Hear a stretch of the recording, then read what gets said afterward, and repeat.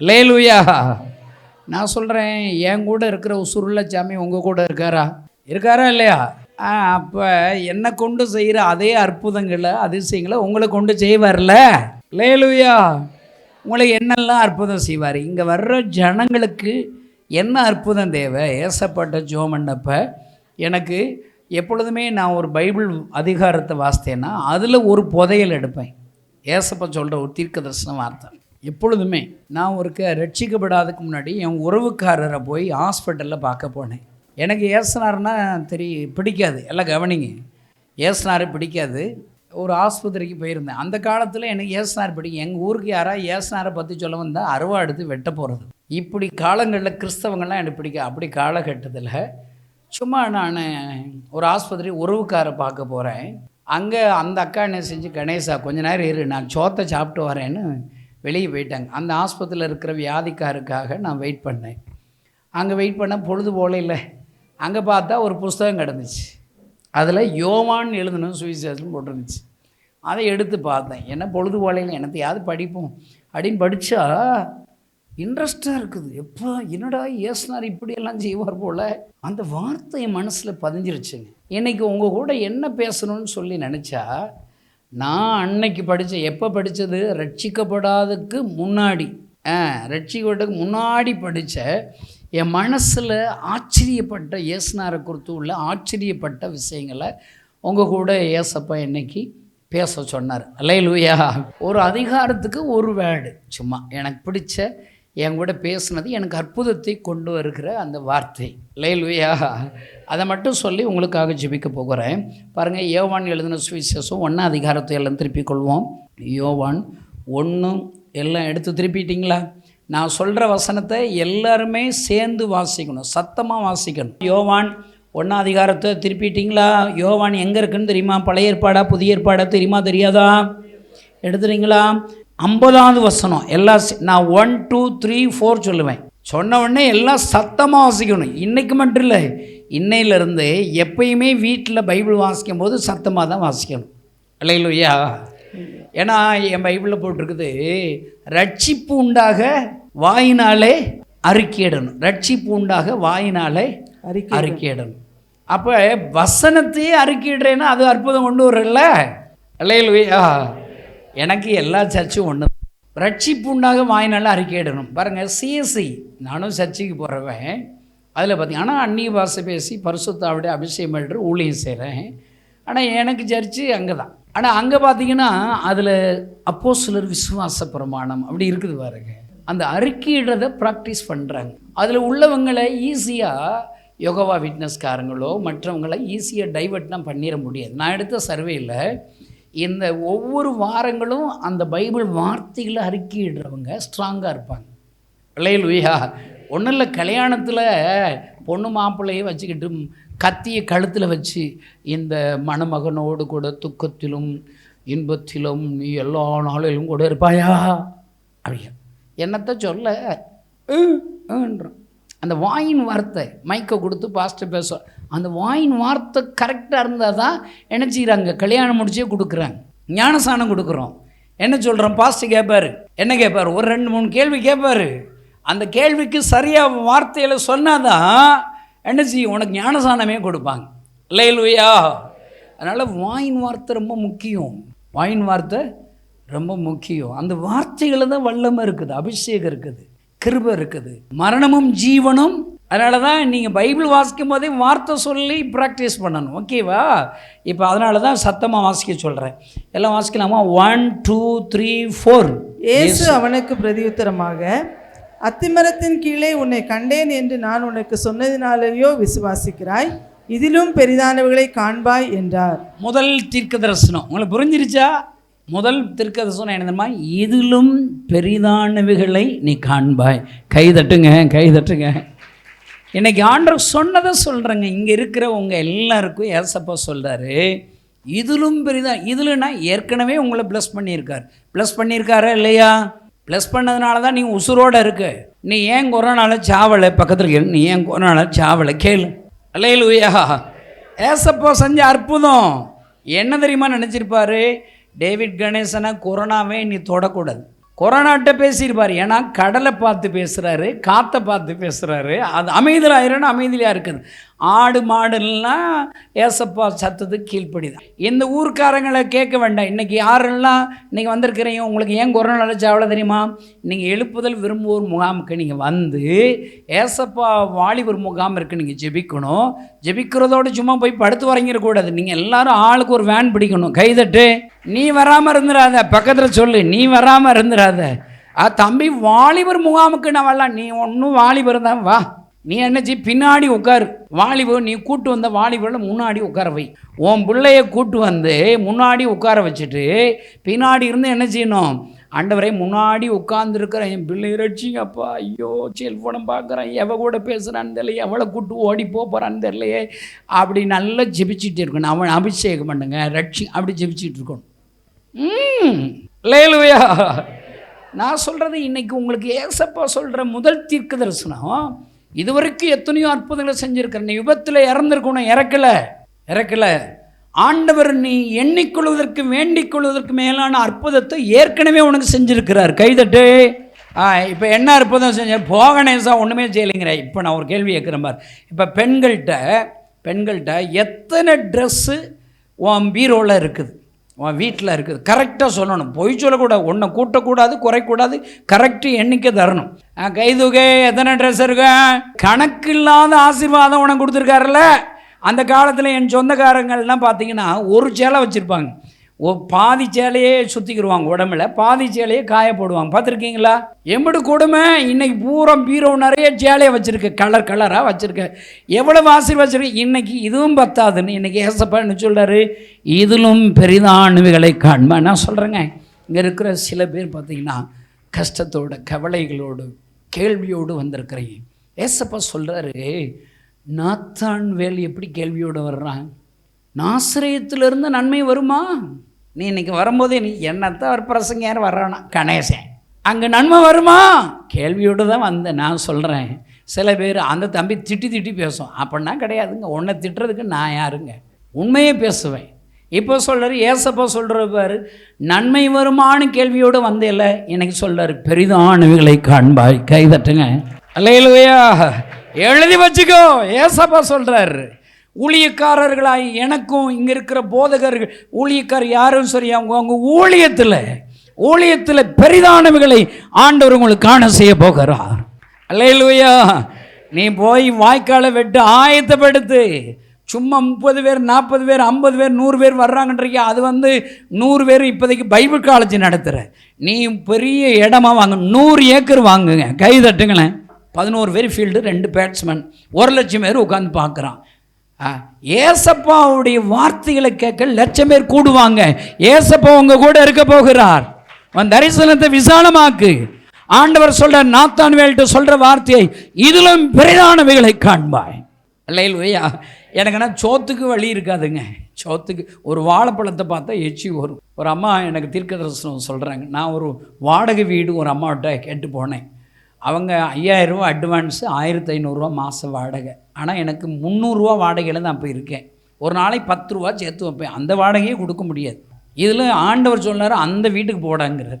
அந்த house owner அம்மாட்ட போய் பார்த்தா, தம்பி கல்யாணமாகாத பேச்சலர் இருக்குன்னா கொடுக்க மாட்டேன். நான் ஏசுனார் தான் சொல்கிறார். அந்த அம்மாவை சந்தி, அந்த வீட்டில் நீங்கள் ஊழியம் பார்ப்ப. ஏன்னா இப்போ இருக்க வீடை காலி பண்ணிடு. ஏன் ஆண்டவரே காலி பண்ண சொல்கிறீங்க? அது சுப்பையான்னு ஒருத்தர், அவன் உன் வீட்டுக்குள்ளே தூக்கு போட்டு ஜாக போகிறான். அதனால் போலீஸ்காரங்கள்லாம் உன்னை காலி பண்ணிடுவாங்க. அதனால் அதுக்கு முன்னாடி போயிருங்கிறார். ஐயோ, இந்த சுப்பையா பையா அப்படியா சொன்ன. காலில் போனேன், ஹவுஸ் ஓனர், ஏழை இங்கே வாடா சுப்பையா, அங்கே வா, நீ எதுவும் ஜாக போறியா? ஆமாம், ஏசப்போ சொன்னார்ரா. எங்கடா ஜாக போகிறேன்? உன் ரூம்குள்ளே தான் ஜாக போகிறேங்கிறான். நான் டெய்லி உளித்து காலைல போயிடுவேன். இந்த ஆள் கயரை வச்சு உள்ளே செத்தா கழுது. எம்பிட்டு மோசம் பாருங்க. ஏதோ நீ காலி பண்ணுடா, உன் ஊழியத்தை விசாலமாக்குற, இதிலும் பெரிதானவைகளை காண்பாய். ஏசனாரோடு சண்டையோடு வந்தேன். என்ன ஆண்டவர் இப்படி ஆயிடுச்சு.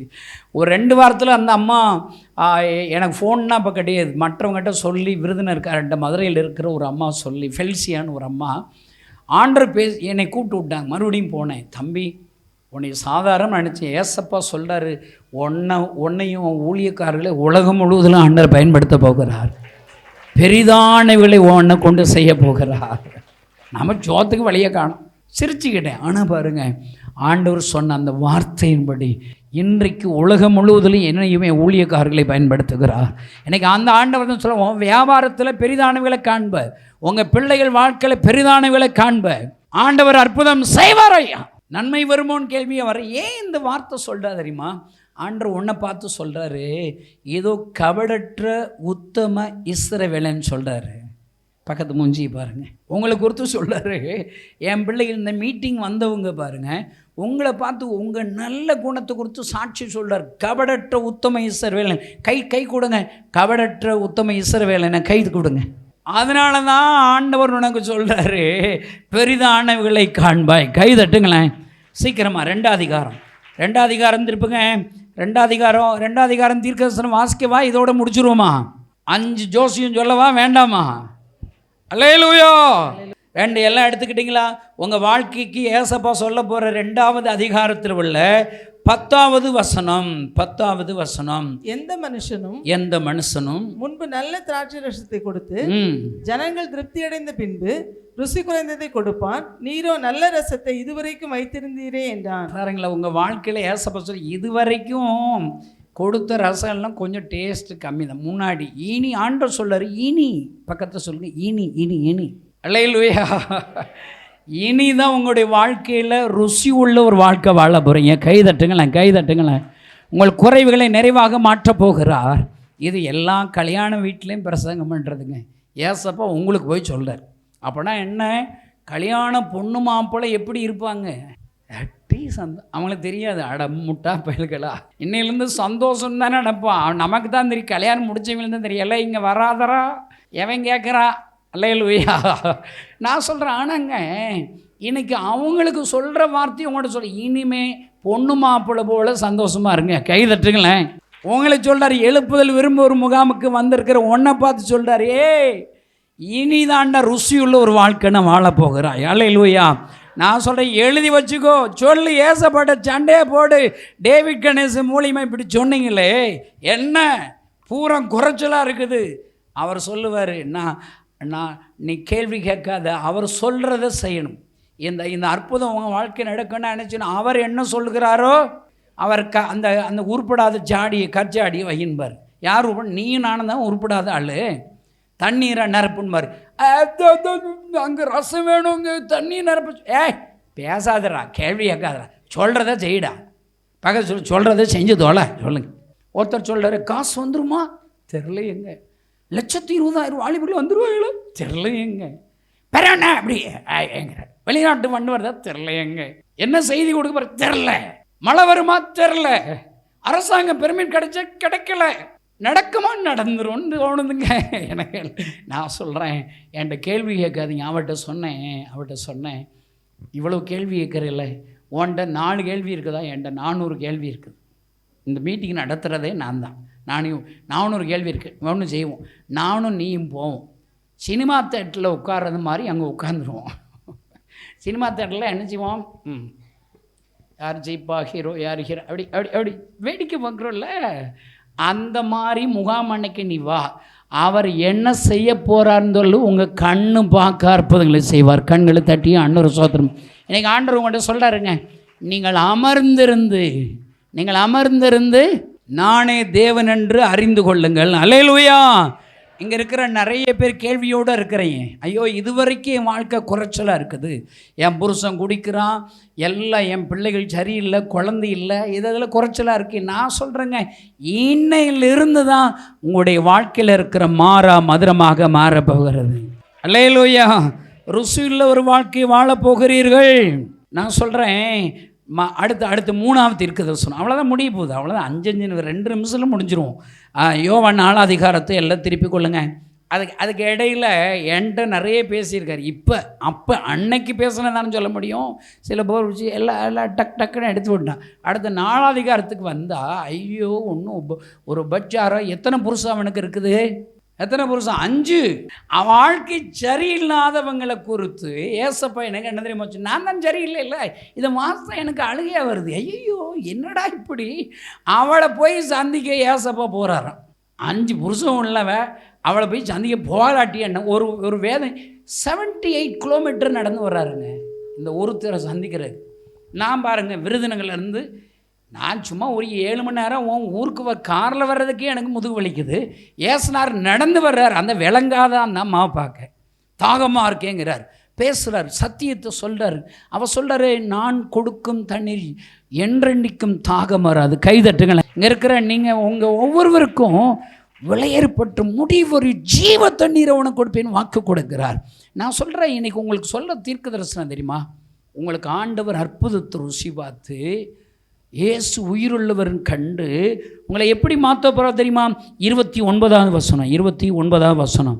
நான் செய்த எல்லாவற்றையும் ஒரு மனுஷன் எனக்கு சொன்னார், அவரை வந்து பாருங்கள், அவர் கிறிஸ்து தானோ என்றாள். பாருங்க, ஆண்டவர் உங்களுக்கு செய்த அற்புதத்தை நீ டேஸ்ட் பண்ணி உங்களுடைய வாழ்க்கையில் உருப்படாத, எதிர்பாராத, வேதனை உள்ள வாழ்க்கை ஆண்டவர் மாற்றுறதுனால உனக்கு எப்படி தெரியுமா நீ மாற போகிற? உனக்கு செஞ்ச அற்புதத்தை மற்றவங்களுக்கு கண்ணீரோடு சொல்கிற அளவிற்கு உன் வாழ்க்கையை மாற்ற போகிறார். கை தட்டுங்களேன், கை தட்டுங்களேன். நான் செய்த எல்லாவற்றையும் ஒருவர் சொன்னார். பாருங்களேன், அங்கே நான் செய்த எல்லாவற்றையும் ஒரு மனுஷன் எனக்கு சொன்னார், அவரை இது வரைக்கும் நீங்கள் சொன்னீங்களா இல்லைன்னு தெரியலங்க. ஆனால் இந்த நாளில் உன் வாழ்க்கையில் நடக்கிற அற்புதத்தை ஒரு அக்கா ஒரு ஊரில் வந்தாங்க, திருநெல்வேலிப்பாக்கம். 4 குழந்தை 9 மாதத்தில் 8.25 வயிற்றுக்குள்ளேயே செத்து போச்சு கணேசா. இனி நீ கன்சீவ் ஆனேன்னா, 3 குழந்தை கன்சீவ் ஆனேன்னா, 4வது நீ கன்சீவ் ஆனேன்னா நீ செத்து பேர் வேண்டார். உனக்கு அவ்வளோதான், வயிற்றில் எல்லாம் பலன் போயிடுச்சு, உங்கள் கற்பை போய் வீக்கு. எனக்கு ஜெபம் பண்ணு கணேசா, போப்பா எவனா லூசு டாக்டர் சொல்லியிருப்பான். அப்படி நம்ம டாக்டர் பெரிய டாக்டர், வானத்தையும் பூமியும் படைச்ச பெரிய டாக்டர். ஏசப்பா சொல்ல, உனக்கு கொழுன்னு ஒரு குழந்தை தருவார் பா அப்படின்னாச்சு. ஜெபம் பண்ணி எனக்குன்னா ஜெபம் பண்ண நினச்சல போன்னாச்சு. அடுத்து பாருங்க, அந்த வார்த்தையை நம்பி போயிட்டாங்க. 4.25 கிலோவில் ஒரு ஆண் குழந்தை சுகப்பிரசவம் கிடச்சிருச்சு. கைதட்டுங்க. இப்போ அந்த அக்கா என்ன சொல்கிறாங்க, அந்த குழந்தைய தூக்கிட்டு வீடு வீடாக காணிக்க வசூல் பண்ணுறாங்க. கைதட்டு. ஏசு எனக்கு அற்புதம் செய்தார். நான் சொல்கிறேன், நீ சொல்கிற சாட்சி இன்னைக்கு ஆண்டவர் உங்கள்கிட்ட இங்கே வந்திருக்கிற எல்லாருக்கும் என்ன தெரியுமா சொல்கிறாரு? உன்னால் சொல்லாமல் இருக்கவே முடியாது. அப்படிப்பட்ட பெரிய எதிர்பாராத அற்புதத்தை ஆண்டவர் உனக்கு செய்வான். பெங்களூரில் பெர்னார்டுன்னு ஒரு தம்பி இருக்கான், சாஃப்ட்வேர் கம்பெனி வச்சுருக்கிறாங்க. அவன் நல்ல ஆக்கப்பூர்வமாக ஆண்டவருக்கு தன் அர்ப்பணிச்சிருக்கிறான். அவனுடைய ஒய்ஃபு திவ்யா, அவங்க ஆண்டவரை ஏற்றுக்கொள்ளாமல் இருந்தவங்க. அவங்க அப்பா பயங்கரமாக குடிப்பாராம். பொம்பளை பிள்ளைகளாம் வீட்டில் இருப்பாங்களாம், குடிப்பாராம். டெய்லி குடிச்சு எல்லாரையும் அடிப்பாராம். ஒரு சும்மா ஒரு ஜெப கூட்டத்துக்கு போயிருக்கிறா. அவள் இயேசுவை ஏற்றுக்கொள்ளாமல் ஜெப கூட்டு போயிருக்கிறா. என்ன ஜெபிங்கன்னு சொல்லும்போது எங்கள் அப்பா குடிக்கக்கூடாதுன்னு சொல்லி ரொம்ப தேம்பி அழுதுருக்கிறா. அங்கே வந்து ஊழியக்கார அக்கா மூலியமாக ஆண்டவர் சொன்னாராம், ஒருத்தர் எங்கள் அப்பா குடிக்கிறாருன்னு நீங்கள் ஜெபம் பண்ணுறீங்க, இன்னையிலிருந்து குடிக்கிற பழக்கத்தை ஆண்டவர் நீக்கிறாருன்னு தீர்க்கதரிசனம் சொன்னாங்களே. கை தட்டுங்க. என்ன இப்படி சொல்கிறாங்க? எனக்கா இருக்குமோ? அன்னைக்கு ஜெப கூட்டெல்லாம் வந்து வீட்டுக்கு முடிச்சிட்டு ஃபோன் அடிச்சா, ஏம்மா அப்பா வந்துட்டாரா? என்னன்னு தெரிலடி, எப்பயும் குடிச்சிட்டு தான் வருவார், இப்போ குடிக்கவே மாட்டுறாரு. அன்னையிலேருந்து குடிக்கலுங்க. கை தட்டுங்க. ஆனால் இயேசுவை ஏற்றுக்கொள்ளலை. ஆனால் கல்யாணம் முடித்து அதன் மூலிமா ரட்சிக்கப்பட்டு அடுத்த ஆண்டு ஒரு கிறிஸ்தவ மாப்பிள்ளையை வச்சு பணக்காரி ஆகிட்டா. நல்ல காணி கொடுக்குறவ, பிரசங்கம் பண்ணுறவ. இப்போ திடீர்னு பார்த்தா அப்பா அதான் குடிப்பழக்க ரட்சிக்கலையே, திடீர்னு தொண்டையில் கேன்சர் வந்துருச்சு. விடுவாரா? அடியாளை அனுப்பிடுவார்ல. பக்கத்து சொல்லு, அடியாளை அனுப்பிடுவார். சொல்லுங்கள். யோனாவை தரிசுக்கு நினைவே போனான்னு தரிசு போனால் அடியாளை அனுப்பி விட மாட்டாரா? நீ பார்வோன் கிறிஸ்தவனோ? பக்கத்தை சொல்லு, நீர்தான் பார்வோன் கிறிஸ்தவனோ. சொல்லுங்க சத்தமான், நீர்தான் பார்வோன் கிறிஸ்தவனோ. கேம்புக்கு வானா வரமாட்டேன், 1 மணி நேரம் ஜெபிக்கணும் ஜெபிக்க மாட்டேன்.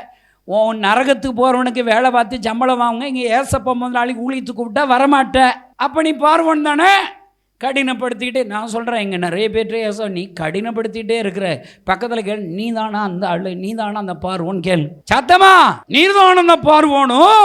நான் சொல்கிறேன், ஆண்டவர் பாருங்க தொண்டையில் கேன்சர் கொடுத்துட்டாரு. நாங்கள் என்ன செய்ய போனோம், என் ஊழியக்காரனா திருச்சியில் ஒரு ஆஸ்பத்திரியில் இருக்கா, ரொம்ப உதவி செய்யன்பானா. என் ஊழியத்தில் ஆழ்வேன்னு ஒரு மிஸ்டரி இருக்கேன். நம்ம தமிழ்நாடு ஃபுல்லாக 1200 மிஸ்டரி வச்சுருக்கோம். கைதட்டு. இந்த வருஷத்தில் 1000 பேர் எடுக்க போகிறோம். அந்த 1000ல் ஒருவனா நீ வந்துரு. பக்கத்தில் சொல்லுங்கள், 1000ல் ஒருவனா வந்துருங்க. கணேசன் பிரசங்கம் பண்ணுறான், நான் பணக்காரனா ஏழையா?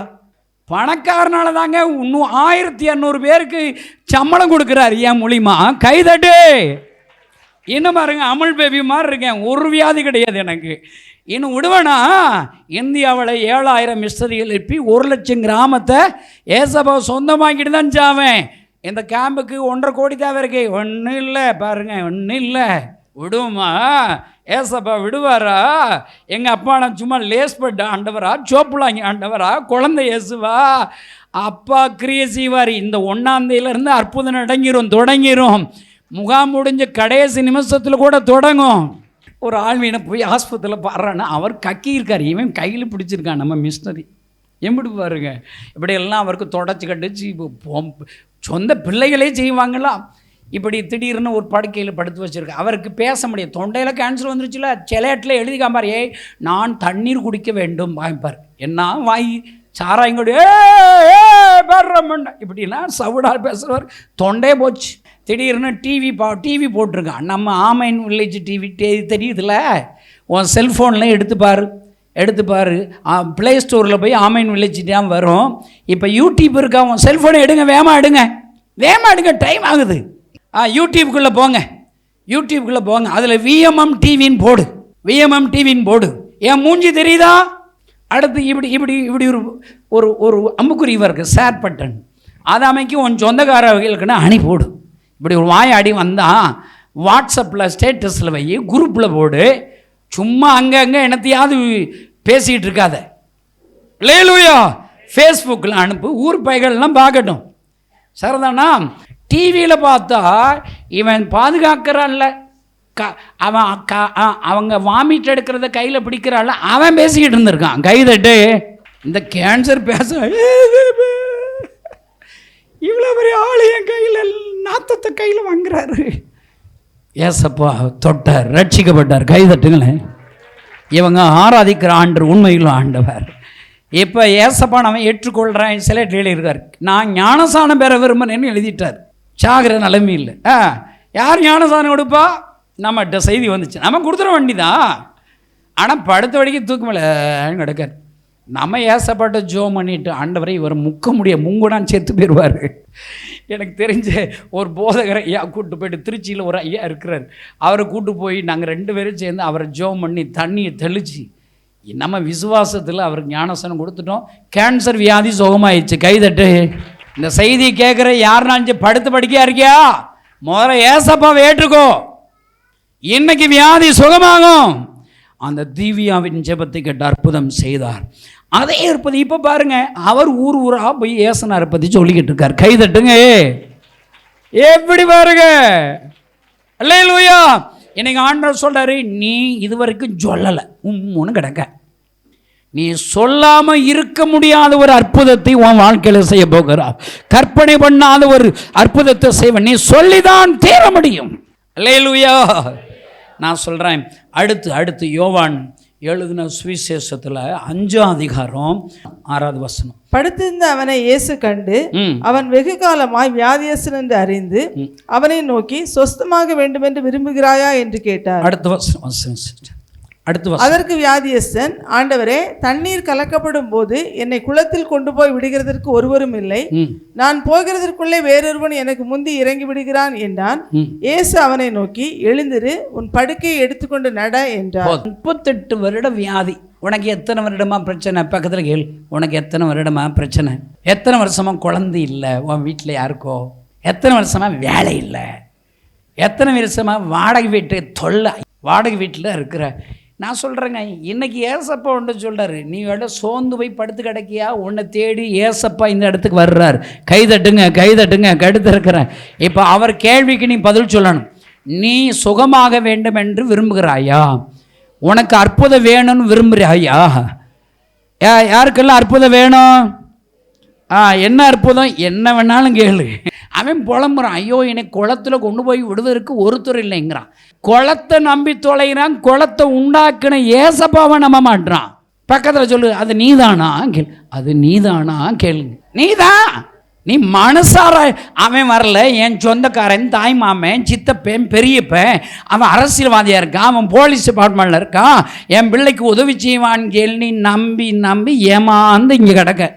ஏசப்பா சொல்கிறாரு, நான் இருக்கிறேன், உன்னை தேடி நான் வர்றேன், நான் சுகமாகணும்னு விரும்புகிறியா சொல்லு.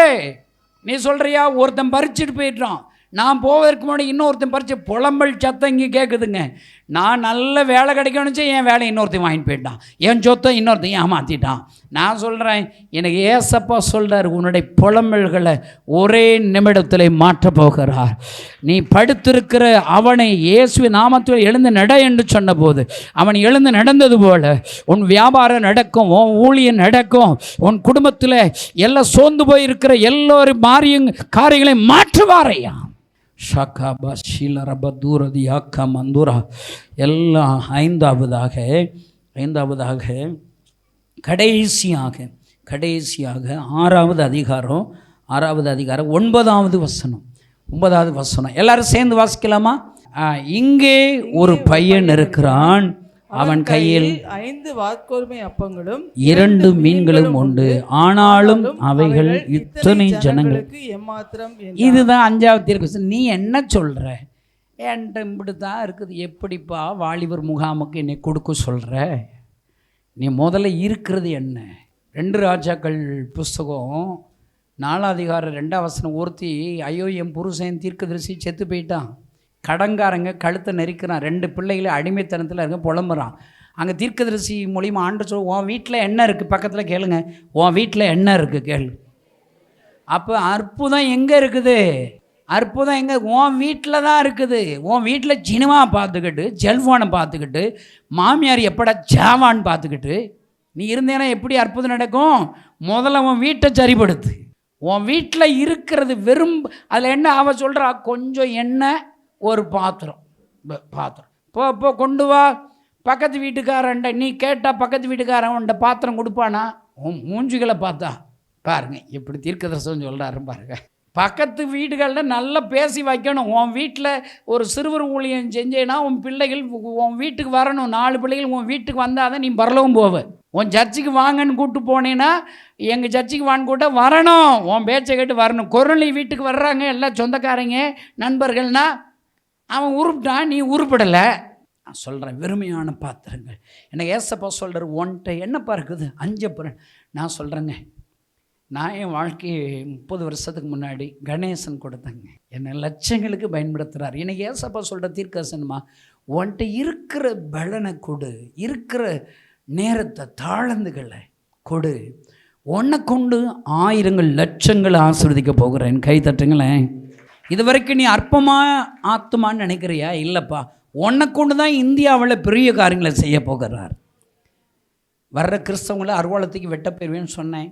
என் ஹார்ட்டில் ஒரு வியாதி, செத்து போயிடுவேன்னு டாக்டர் சொல்லிட்டாரு. மரண தேதி முன்குறிச்சிட்டாங்க. அழுதேன். கடவுள் தான் அவங்கள காப்பாற்ற முடியும்னு சொல்லி எனக்கு சொல்லிட்டாங்க டாக்டர்.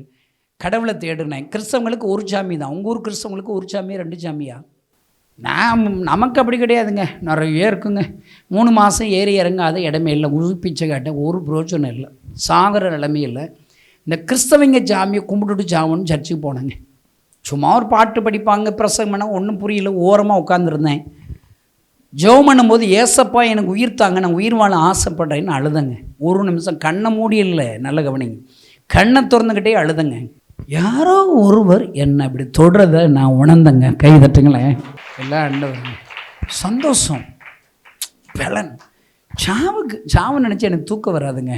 அன்றைக்கி நல்லா தூங்கினேன். ஏதோ ஒரு மாற்றம் ஐயா. டாக்டர் இடத்துல போய் என்ன செக் பண்ணால் டாக்டர் சொன்னார், உங்கள் சரீரத்தில் வியாதி இருந்ததுக்கான அறிகுறி கூட இல்லை என்று சொல்லவில்லை. 38 வருட வியாதிசன் சுகமானன்னு பைபிளில் நான் படித்தேன். ஆனால் அந்த ஏசப்பா இன்னைக்கு அற்புதம் செய்கிற, அதான் கணேசன். எனக்கு மட்டும் அற்புதம் செய்யலை, நான் இப்போ யாருக்கு ஜெபம் பண்ணுறேனோ அவங்களுக்கு அற்புதம் செய்கிறார், என்னை கொண்டு அற்புதம் செய்கிறார். அல்லேலூயா. நான் இன்னும் கொஞ்ச நாள் நல்லா இருந்தேங்க. ஏசு தான் துடியான சாமின்னு. கொஞ்ச நாளில் மறுதளிச்சிட்டேன்.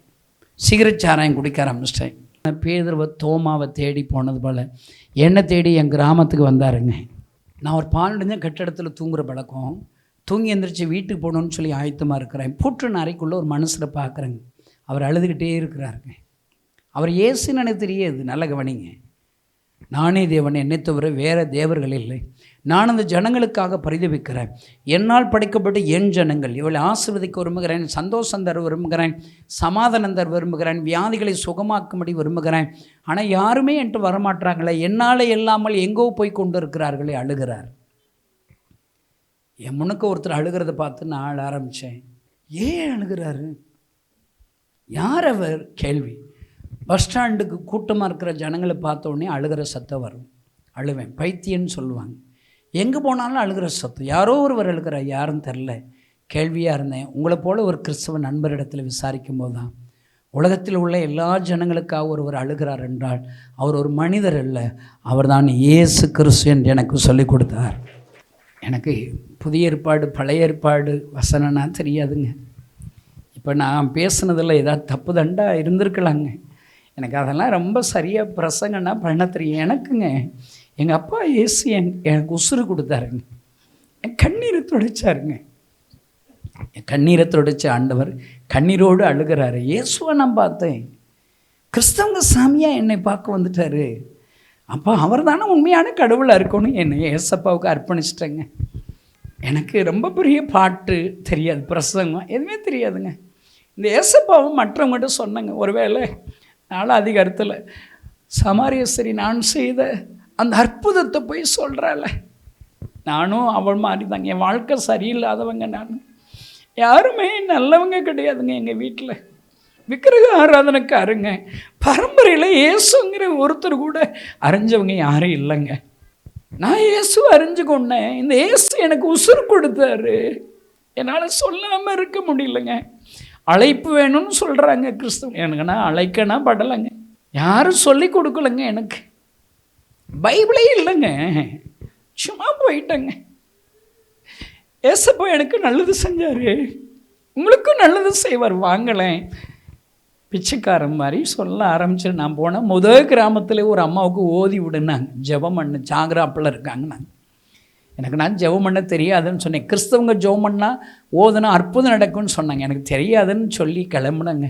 சட்டையை பிடிச்சி அடிக்க வந்துட்டாருங்க ஒருத்தர்.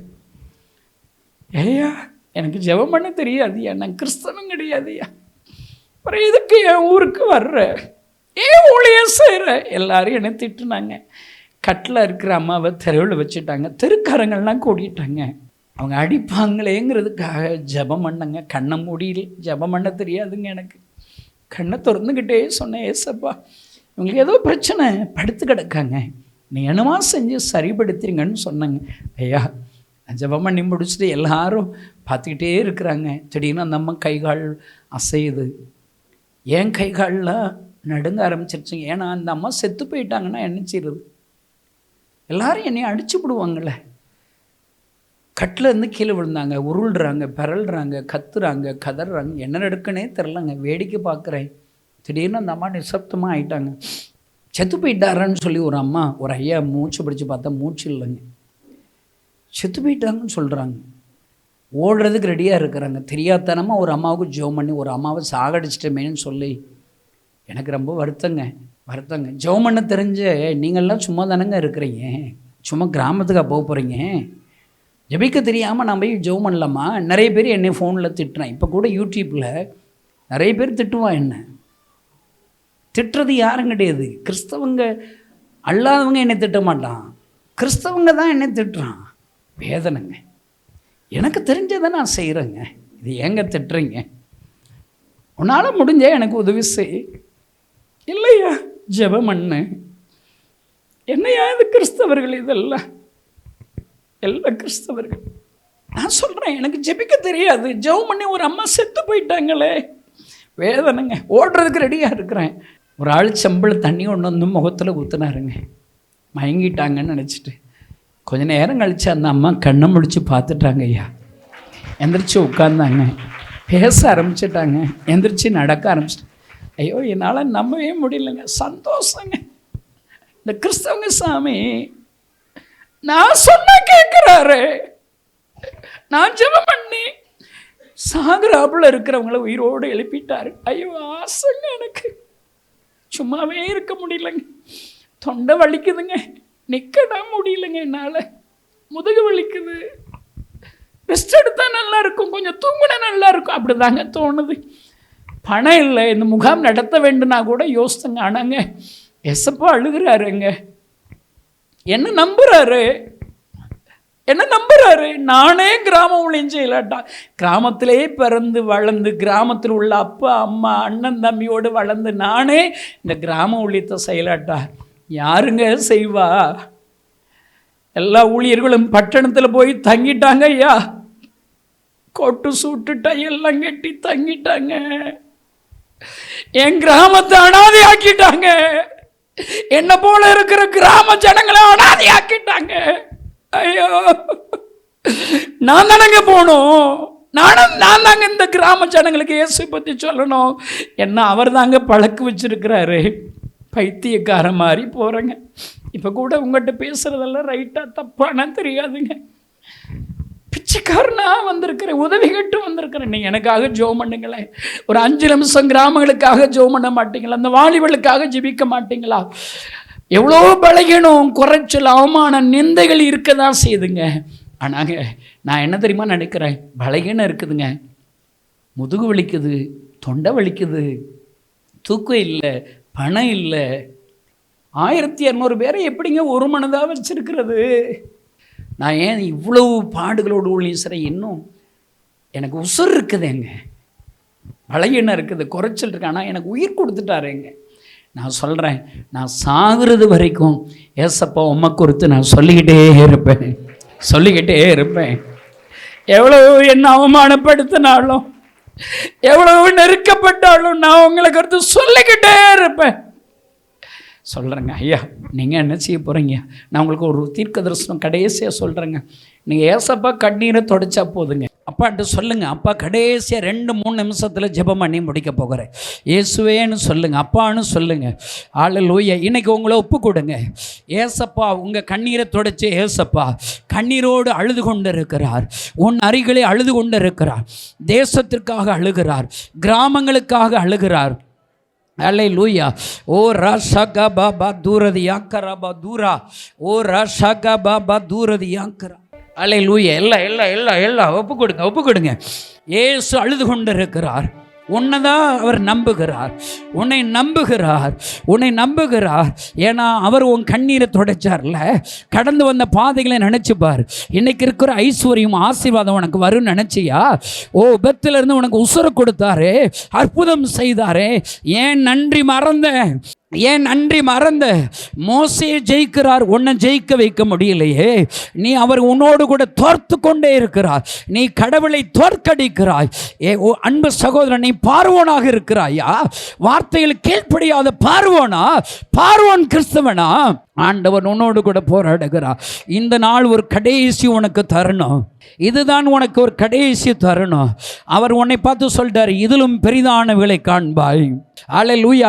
என்னுடைய தாலுக்காவில் ஒரு பெரிய எழுப்புதல் வருவதற்காக ஜெபம் பண்ணுவேன், எங்கள் போதகருக்காக ஜெபம் பண்ணுவேன், நான் போகிற திருச்சபை எழுப்புதலுக்காக ஜெபம் பண்ணுவேன், இந்த மாவட்டத்திற்காக ஜெபம் பண்ணுவேன், என் இந்திய தேசத்திற்காக ஜெபம் பண்ணுவேன்.